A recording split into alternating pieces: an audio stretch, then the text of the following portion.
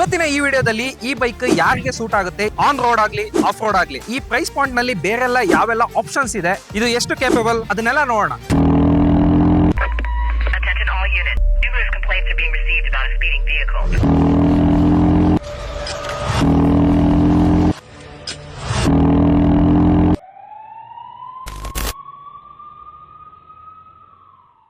Hi, ನಾನು ಅಶರಫ್ from Kannada Vilas. ನಮ್ ಜೊತೆ ಇವತ್ತಿದೆ the all new Triumph Scrambler 400X. Special thanks to Triumph showroom Hassan for helping me out. Triumph ನ ಯಾವುದೇ ಒಂದು ಬೈಕ್ ನ ನೋಡ್ಬೇಕು ಅಂದ್ರೂ ನೀವು ಹಾಸನಿನ ಟ್ರಯಂಫ್ ಶೋರೂಮ್ಗೆ ಭೇಟಿ ಮಾಡಿ. ಡಿಸ್ಕ್ರಿಪ್ಷನ್ ಅಲ್ಲಿ ನಾನು ಡೀಟೇಲ್ಸ್ ನ ಕೊಟ್ಟಿರ್ತೀನಿ, ಮತ್ತೆ ಫೋನ್ ನಂಬರ್ ನ ಕೊಟ್ಟಿರ್ತೀನಿ. ಚೆಕ್ ಮಾಡಿ, ಕಾಂಟ್ಯಾಕ್ಟ್ ಮಾಡಿ. Let's start with the video. So first prize segment ನೋಡೋದಾದ್ರೆ ದಿ ಟ್ರಯಂಫ್ ಸ್ಕ್ರಾಂಬ್ಲರ್ 400X ನಮಗೆ 2.67 lakhs ಎಕ್ಸ್ ಶೋರೂಮ್ ನಲ್ಲಿ ಸಿಗುತ್ತೆ. ಡಿಸೈನ್ ನ ಬಗ್ಗೆ ಮಾತಾಡೋದಾದ್ರೆ ಕರೆಕ್ಟ್ ಆಗಿ ಕಾಣಿಸುತ್ತೆ. ಫಿಟ್ ಅಂಡ್ ಫಿನಿಶ್ ಏನ್ ಟಾಪ್ ನಾಚ್ ಕ್ವಾಲಿಟಿ ಇದೆ ಅಂತ. ಪ್ರೀಮಿಯಂ ಮೋಟಾರ್ ಸೈಕಲ್ ಫೀಲ್ ನ ಕೂಡ ಕೊಡ್ತಾ ಇದೆ. ವೈರ್ ಮ್ಯಾನೇಜ್ಮೆಂಟ್ ಕೂಡ ಅಷ್ಟೇ ತುಂಬಾನೇ ಇಷ್ಟ ಆಯ್ತು, ಯಾಕಂದ್ರೆ ಎಷ್ಟೋ ಕಡೆ ವೈರ್ ಕಾಣಿಸ್ತಾನೆ ಇಲ್ಲ, ಅಷ್ಟು ಚೆನ್ನಾಗಿ ಮ್ಯಾನೇಜ್ ಮಾಡಿದ್ದಾರೆ. ಸೊ ಫಂಟಿನ ನೋಡೋದಾದ್ರೆ completely full LED headlights with DRL ಕೊಟ್ಟಿದ್ದಾರೆ. ಟ್ರಯಂಫ್ ಲೋಗೋನು ಕೂಡ ಇದೆ. ಹೆಡ್ಲೈಟ್ ಗಾರ್ಡ್ ಫೈಬರ್ದು LED ಟರ್ನ್ ಸಿಗ್ನಲ್ಸ್ ಇದೆ. ನಕಲ್ ಗಾರ್ಡ್ ಕೂಡ ನಾವು ನೋಡಬಹುದು.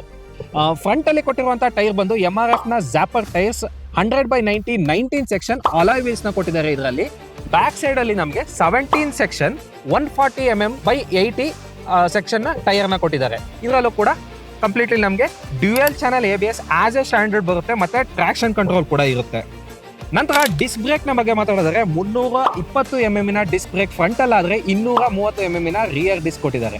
ಸೊ ಸಸ್ಪೆನ್ಷನ್ ವಿಷಯದಲ್ಲಿ ಮಾತಾಡೋದಾದ್ರೆ ಇದರಲ್ಲಿ 43 mm USD suspension gold anodise suspension ಕೊಟ್ಟಿದ್ದಾರೆ. ಮತ್ತೆ ಬ್ಯಾಕ್ ಸೈಡ್ ಅಲ್ಲಿ preload adjustable mono shock suspension 150 mm travelling ಇದೆ. ಗ್ರೌಂಡ್ ಕ್ಲಿಯರೆನ್ಸ್ ಅಷ್ಟೇ, ಇದು ಮೈಲ್ಡ್ ಆಫ್ ರೋಡಿಂಗ್ ಆಗಿರೋದ್ರಿಂದ 195 mm ಗ್ರೌಂಡ್ ಕ್ಲಿಯರೆನ್ಸ್ ಕೊಟ್ಟಿದ್ದಾರೆ ವಿತ್ ಇಂಜಿನ್ ಪ್ರೊಟೆಕ್ಷನ್ ಗಾರ್ಡ್ ಕೆಳಗಡೆ ಸಂಪ್ ಗಾರ್ಡ್ ಅಂತ ಹೇಳ್ತೀವಲ್ಲ, ಸೊ ಅದನ್ನ ಕೊಟ್ಟಿದ್ದಾರೆ. ಮಡ್ ಸ್ಪ್ಲಾಶಸ್ ಆಗಿದೆ ನೋಡಿ, ಸೊ ಮ್ಯಾನೇಜ್ ಆಗಿದೆ ಸ್ವಲ್ಪ. ನಂತರ ಬ್ಯಾಕ್ ಸೈಡ್ ಅಲ್ಲಿ ಆಗ್ಲೇ ಹೇಳಿದಾಗೆ 140 mm ಡ್ಯೂಯಲ್ ಪರ್ಪೋಸ್ ಟೈರ್ಸ್ ನ ಕೊಟ್ಟಿದ್ದಾರೆ. ಮತ್ತೆ LED tail lights and LED indicators ಕೂಡ ಆಸ್ ಎ ಸ್ಟ್ಯಾಂಡರ್ಡ್ ಬರುತ್ತೆ. ನಂತರ ಸೈಡ್ ಅಲ್ಲಿ ಎಕ್ಸಾಸ್ಟ್ ಡಿಸೈನ್ ಬಂದು ನನಗಂತೂ ಇಷ್ಟ ಆಯ್ತು, ಯಾಕೆ ಅಂದ್ರೆ ಡ್ಯೂಯಲ್ ಓಪನಿಂಗ್ ಕೊಟ್ಟಿದ್ದಾರೆ. ಸೊ ಪ್ರಾಪರ್ ಸ್ಕ್ರಾಂಬ್ಲರ್ ಫೀಲ್ ನ ಕೊಡುತ್ತೆ. Side stand engine cut off as a standard, ಮತ್ತೆ ರ್ಯಾಲಿ ಬೈಕ್ ಫೀಲ್ ಕೊಡುವಂತಹ ಸೈಡ್ ಅಲ್ಲಿ ಒಂದು ಪ್ಯಾನಲ್ ಕೊಟ್ಟಿದ್ದಾರೆ ಈ ಜಾಗದಲ್ಲಿ. ಸೊ ಈ ಪ್ಯಾನಲ್ ಏನಿದೆ ಇದು ಸ್ವಲ್ಪ ರ್ಯಾಲಿ ಬೈಕ್ ತರ ಫೀಲ್ ಆಗುತ್ತೆ ನನಗೆ.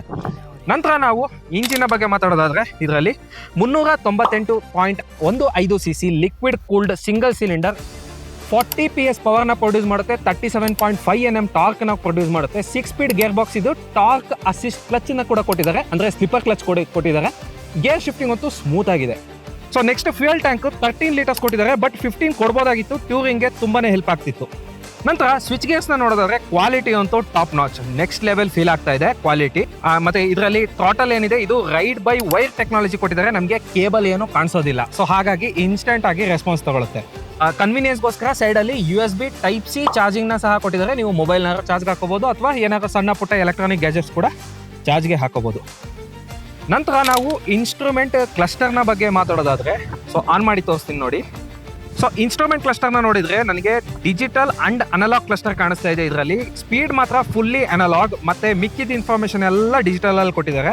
ಬಟ್ ಇದು ರಿವರ್ಸ್ ಆಗಿದ್ರೆ ನನಗಂತೂ ಇಷ್ಟ ಆಗ್ತಿತ್ತು, ಯಾಕೆಂದ್ರೆ ಈ ಒಂದು ಟ್ಯಾಕೋಮೀಟರ್ ಏನಿದೆ ಅದನ್ನ ಅನಲಾಗ್ ಕೊಟ್ಟು ಸ್ಪೀಡೋಮೀಟರ್ ನ ಡಿಜಿಟಲ್ ಕೊಟ್ಟಿದ್ರೆ ತುಂಬಾನೇ ಇಷ್ಟ ಆಗ್ತಿತ್ತು. ಮಿಕ್ಕಿದೆಲ್ಲ ಇನ್ಫಾರ್ಮೇಶನ್ ಚೆನ್ನಾಗಿ ತೋರಿಸ್ತಿದೆ. ಗೇರ್ ಪೊಸಿಷನ್ ಇಂಡಿಕೇಟರ್ ಆಗಿರ್ಬೋದು, tachometer, clock, real time mileage, trip A trip B, traction control on and of, ಮತ್ತೆ ಆಫ್ ರೋಡ್ ಮೋಡ್ ಕೂಡ ಆನ್ ಮಾಡಿದ್ರೆ ನೀವು ರಿಯರ್ ABS ಮತ್ತೆ ಟ್ರಾಕ್ಷನ್ ಕಂಟ್ರೋಲ್ ಆಫ್ ಆಗುತ್ತೆ. ಸೊ ಇದೊಂದು ಒಳ್ಳೆ ವಿಷಯ. ನೆಕ್ಸ್ಟ್ ಇದರಲ್ಲಿ ಸೆಕ್ಯೂರಿಟಿ ವೈಸ್ ಕೂಡ ಒಂದು ಇಂಜಿನ್ ಇಮಾಬಿಲೈಸರ್ ಅನ್ನೋ ಒಂದು ಫೀಚರ್ ನ ಕೊಟ್ಟಿದ್ದಾರೆ. ಇದರಲ್ಲಿ ಏನಂದ್ರೆ ಈ ಒಂದು ಕೀ ಏನ್ ನೋಡ್ತಿದ್ರೆ ವೇವ್ ಬೈಟ್ ಡಿಸೈನ್ ಇದೆ, ಚಿಪ್ ಬೇಸ್ಡ್. ನೀವು ಈ ಕೀ ಅಲ್ದಲೆ ನೀವು ಬೇರೆ ಕೀನ ಯೂಸ್ ಮಾಡಿ ಈ ಗಾಡಿನ ಆನ್ ಮಾಡೋದಕ್ಕಾಗಲ್ಲ. ಸೊ ಡೂಪ್ಲಿಕೇಟ್ ಕೀ ಮಾಡಿಸಿದ್ರು ವೇಸ್ಟ್, ಯಾಕೆಂದ್ರೆ ಇದರಲ್ಲಿ ಚಿಪ್ ಇದ್ರೆ ಮಾತ್ರನೇ ಈ ಒಂದು ಗಾಡಿ ಆನ್ ಆಗೋದು. ನಂತರ ಸೀಟ್ ಹೈಟ್ ನ ಬಗ್ಗೆ ಮಾತಾಡೋದಾದ್ರೆ 835 mm ಸೀಟ್ ಹೈಟ್ ನ ಕೊಟ್ಟಿದ್ದಾರೆ. ಇದು ಪ್ರಾಪರ್ ಆಫ್ ರೋಡಿಂಗ್ ಫೀಲ್ ಆಗುವಂತಹ ಸೀಟ್ ಹೈಟ್. ಕಮಾಂಡಿಂಗ್ ಪೊಸಿಷನ್ ಅಲ್ಲಿ ಕೂತ್ಕೋತೀವಿ. ಮತ್ತೆ ಸೀಟಿನ ಕಂಫರ್ಟ್ ಕೂಡ ಅಗಲವಾಗಿ ಚೆನ್ನಾಗಿದೆ.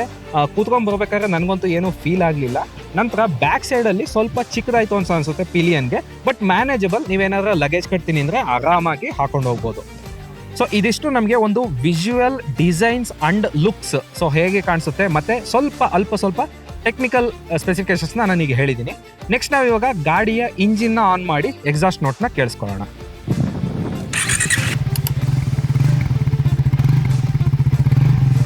ಫೈನಲ್ ವರ್ಡಿಕ್ಟ್ ಹೇಳೋದಾದ್ರೆ ಮೈಲೇಜ್ನ ನಾವು 30+ ಎಕ್ಸ್ಪೆಕ್ಟ್ ಮಾಡ್ಬೋದು ಡಿಪೆಂಡಿಂಗ್ ಆನ್ ರೈಡಿಂಗ್ ಸ್ಟೈಲ್.